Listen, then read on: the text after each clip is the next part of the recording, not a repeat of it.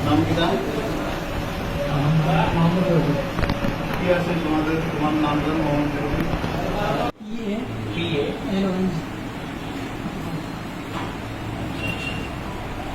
तो आप इधर कैसे आए नियम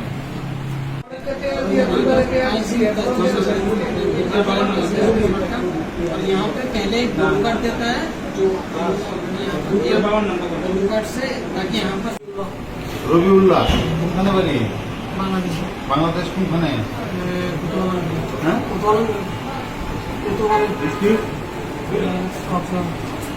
কক্সবাজার।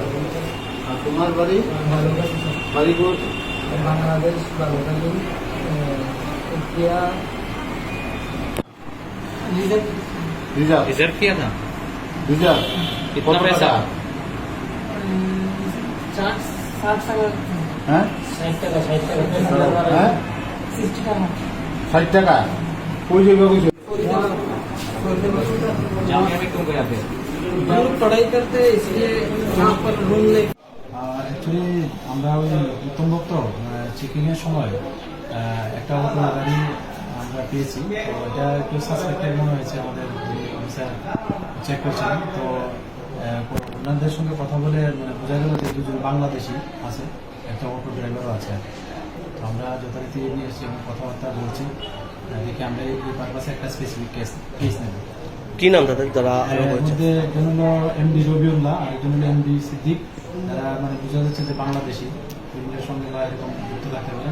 আর একজন অটো ড্রাইভারও আছেন প্রবীর দাস। ऑटो ड्राइवर की सर इंडियन ना बांग्लादेशी?